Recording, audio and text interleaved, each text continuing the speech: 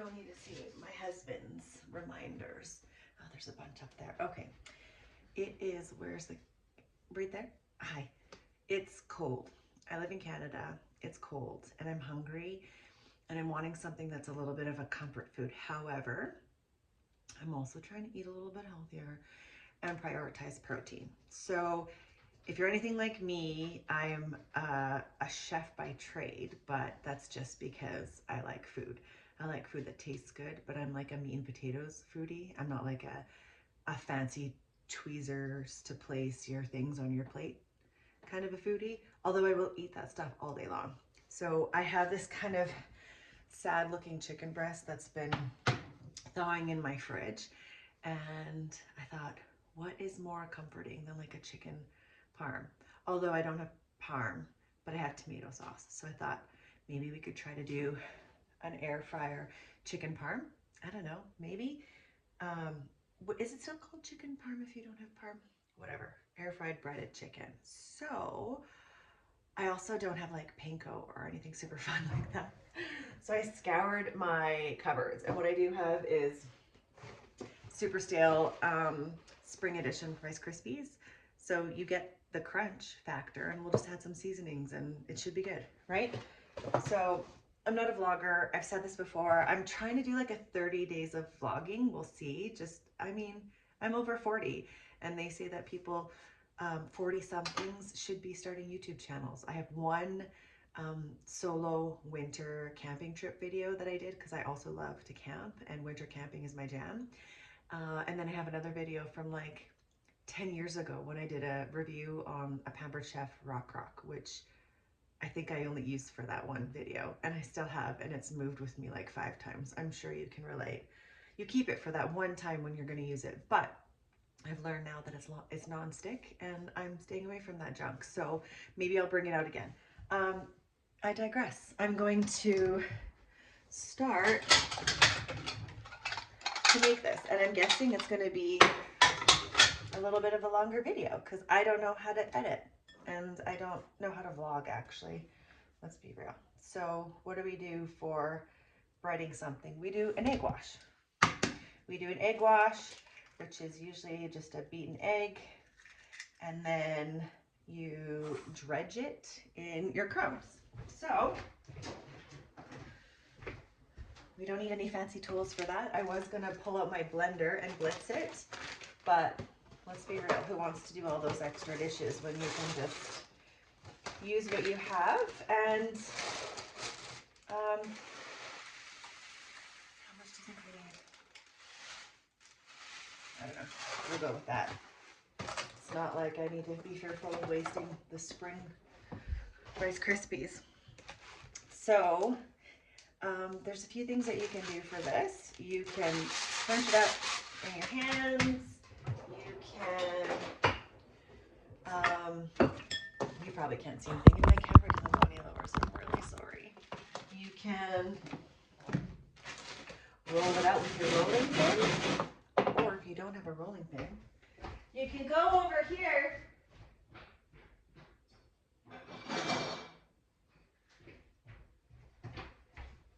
into your liquor cabinet, grab yourself a bottle of wine, and it works just as good. And this is a secret special edition from our wedding, which is probably the only reason why it's in our liquor cabinet, because wine doesn't last that long to have a liquor cabinet in my house.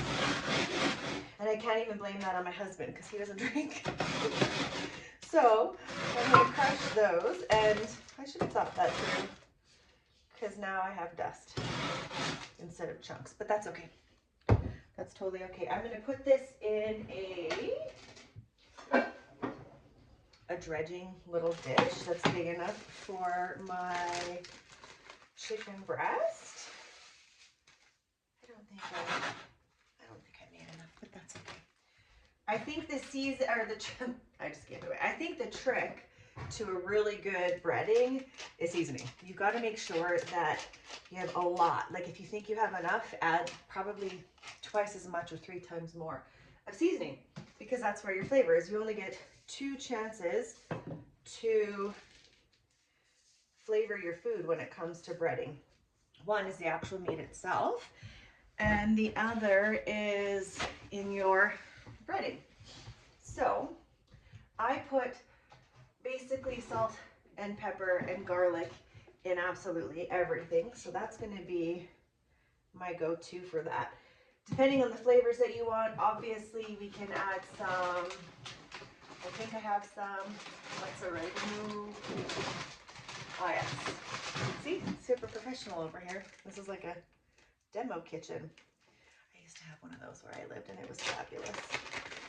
So I've got some Italian. Now you think it's enough, we're gonna double that and like I said, triple it. So that's Italian. Now I did add salt. I'll probably add a little bit more because that's good. I've got a few things. So I've got a whole bunch of Flavor God seasonings. They're like low calorie, really good stuff. So I think I'm going to add some ranch, but my secret ingredients, if you don't have fancy stuff if you don't have fancy things like this, is Clubhouse seasonings. So my absolute two favorites are Chipotle Mango, which is backwards, I've learned, because I'm not a professional vlogger and you just need to learn to read backwards, okay?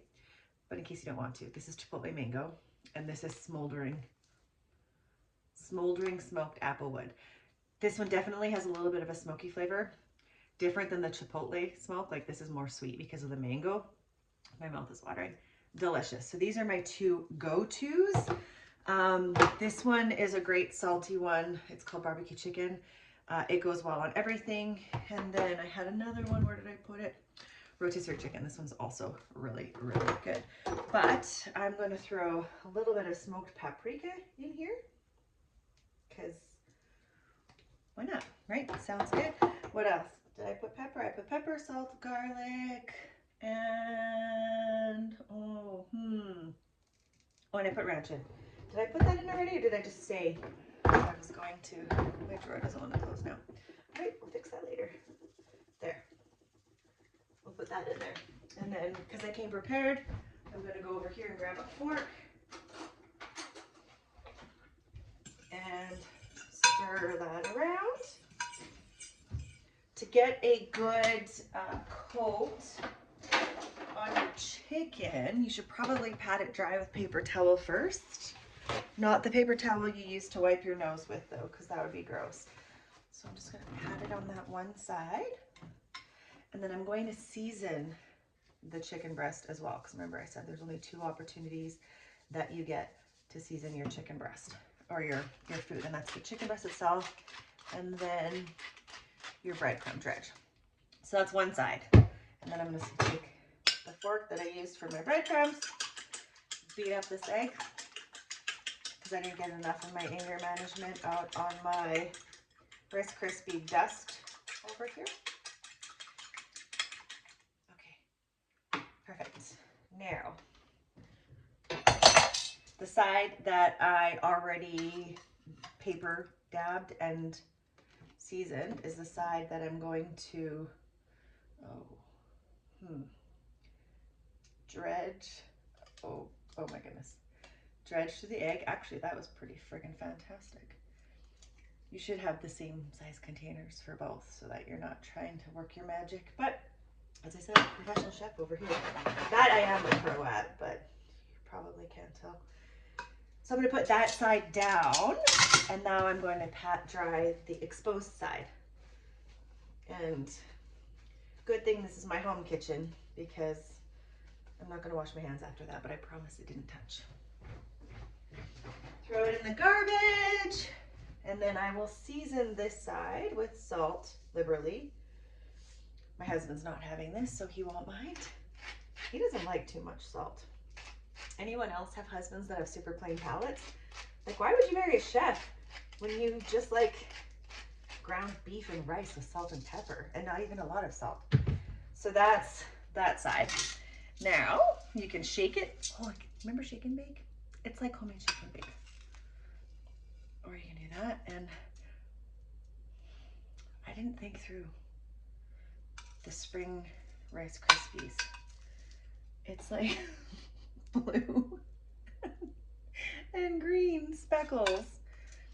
Okay, so My chicken just looks like it has some sort of a skin condition, that's all. I am going to pop this in my air fryer on high. I'm guessing probably 15 to 18 minutes. I'm not going to sit here and have you guys watch this whole part. And I don't really know how to edit, but we'll figure it out. I'm going to put it in and then we'll, oh my goodness, this is quite the establishment process. Put it in here, make a mess all over the floor. I'll vacuum that later. And then I'll show you what it looks like when it's all done, okay?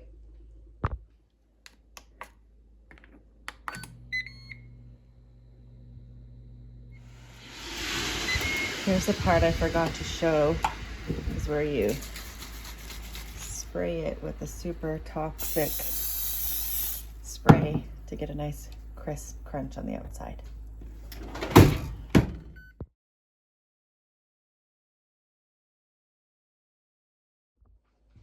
Okay, my timer went off, and what I'm going to do is I'm going to put on 30 grams of marble cheese, because if it fits your macros. And then speaking of macros, and if it fits them, I'm going to do a few tablespoons of, oh, I'm down here, sorry. A few tablespoons of Superstore tomato sauce, because I love this stuff. And then here's a pro tip for you, which I obviously forgot to do for this time. I buy these because they're cheaper, and then I will put them in baggies, close them, get as much air as I can out of them, lay them flat and freeze them. And then you have tomato sauce good to go whenever you're ready, and it thaws super fast too. So we'll do 4 tablespoons. I'm going to lightly spread it, but try not to get it over the sides too much because it's going to make a mess in my air fryer. I'm going to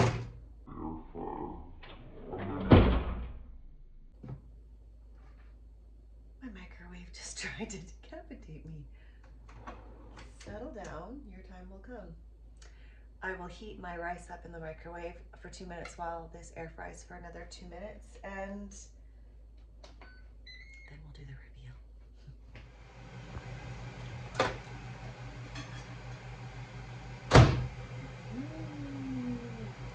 Piping hot. All right. Now, I'm going to attempt to pull this out in a glorious fashion. Oh, wow. Okay. Does that look good? I did notice when I was putting the cap back on the tomato sauce that it might have been fuzzy. I'm not quite sure. So I was thinking about it, and I'd already put it on. So I've gone through this whole process and I can't stop now. So I was gonna do it for the gram, but this isn't the gram. So do you do it for the tube? Is that how that works? Is there any millennials out there? Like, do you say that? Do it for the tube? It seems a little weird. That sounds a little off.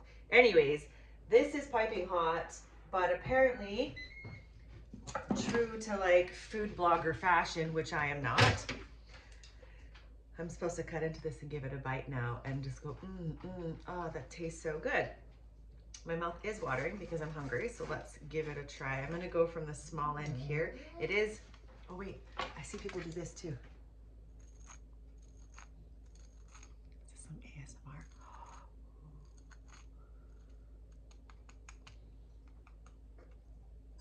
Oops, okay, that's enough of that. That's probably loud and annoying. Maybe that'll be the thumbnail, who knows? And my dog is crying in the background, either because he wants a bite or because he has to use the facilities. So I'm going to, I should have let this sit for a minute. Oh my gosh, look at that cheese.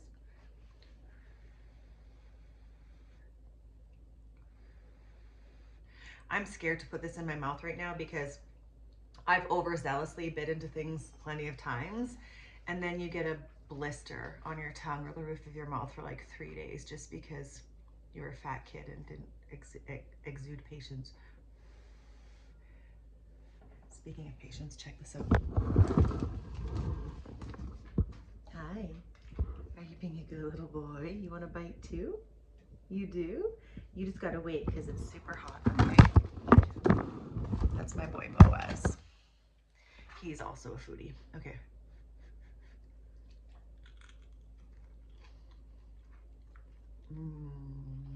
Mm-hmm. I just did what I, oh, yeah. Holy fudge, that's hot. And salty. It is really good though. Like I said, you want to make sure that you season it really, really well.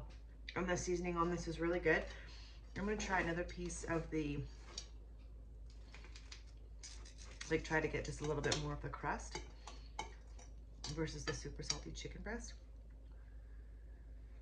I gotta get used to talking to you over there because I'm looking over here at me, but I'm not talking to me, I'm talking to you.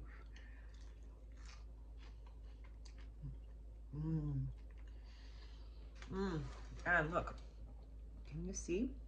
I don't know if you can see, but it's, oh, see that? That's a perfectly juicy chicken breast right there. My sister would gag at that though because she likes overdone chicken if it's juicy. She thinks it's raw and it'll turn her off. So anyways, if you're watching, Sissy, I love you. It's really good. Maybe I'll make it for you sometime. And that's it. So I would say overall, our super stale spring edition Rice Crispy chicken non-parm is a smashing success. Like I would 10/10 recommend and do this again. If you would like a link for the recipe, you're not going to find one because I'm not going to write it out for you. But you can always watch this again and follow along.